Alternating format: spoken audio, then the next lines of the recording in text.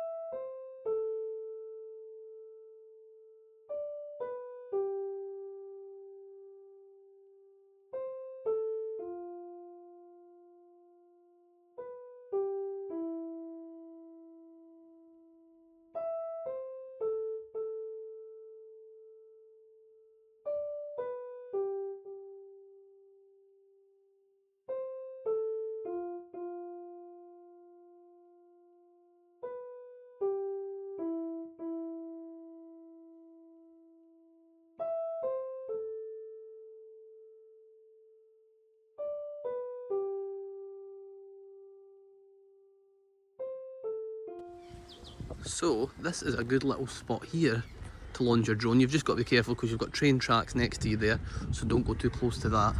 But you get a good visual line of sight of your drone here if you use the airspace in front there.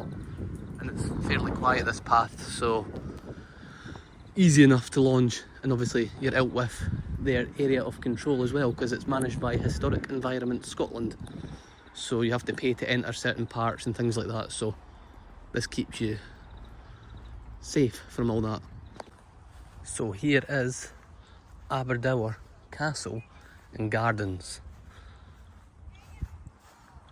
I've just had the drone up and got some aerial footage, so I'm going to come inside now and get some footage from there. I'll double check if you need to pay for this part of the gardens. I won't actually go in the castle, I'll get some shots of the outside, but I am a member anyway, so I can scan my card.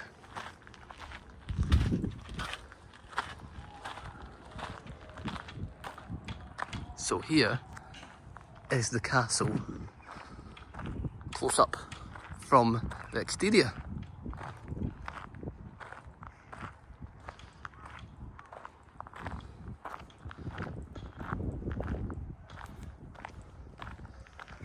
And see what information's on that sign.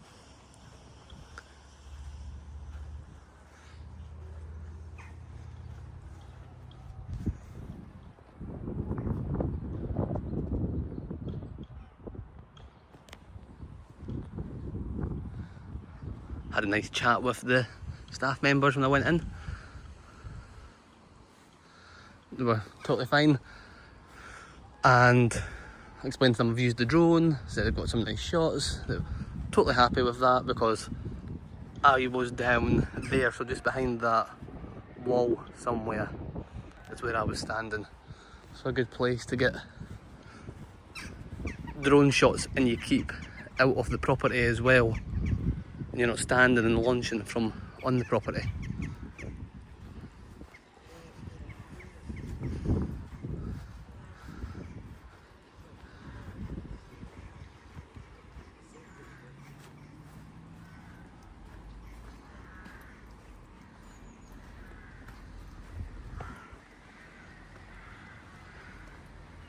historic environment Scotland tend to be quite good when it comes to drone use.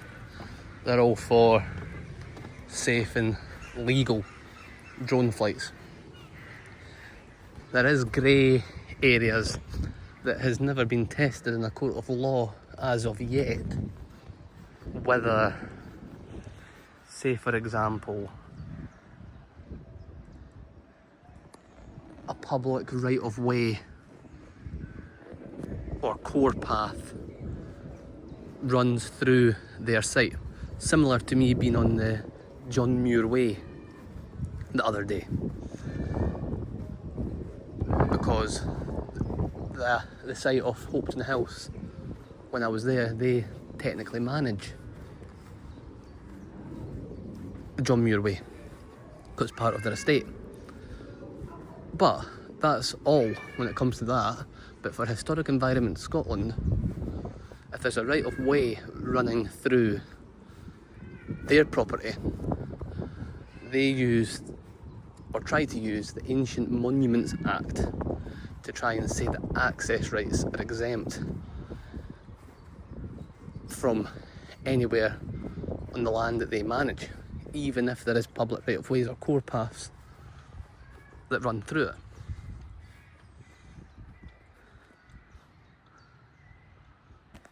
Who knows what would actually stand in court?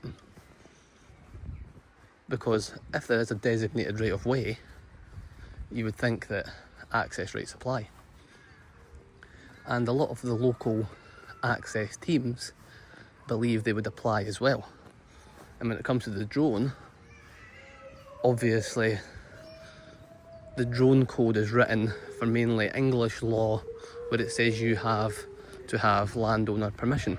But in Scotland, as with the right to roam, as long as you're standing somewhere that you're legally allowed to be, the police in that can't treat it as any sort of trespass. And trespass in Scotland is usually a civil matter anyway, if you were doing something that can be considered not right. So who knows with that one? It would have to be tested out to get an actual answer. But whether anyone is going to actually take you to court for it, because at the end of the day it would be a civil matter, and if you've not caused any damage or caused any loss to business and things like that, then it's going to be awfully difficult to really do anything. So maybe one day we'll get an answer for that.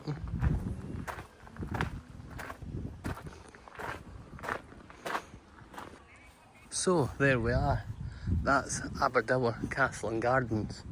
So the only two things I'd recommend when flying at Historic Environment Scotland sites would be that one, you let people know, as sometimes guests that are visiting the castle might complain about seeing a drone, and at least then the staff are aware of what you're doing, and most of the staff are always totally fine with you, and will probably explain that what you're doing is allowed.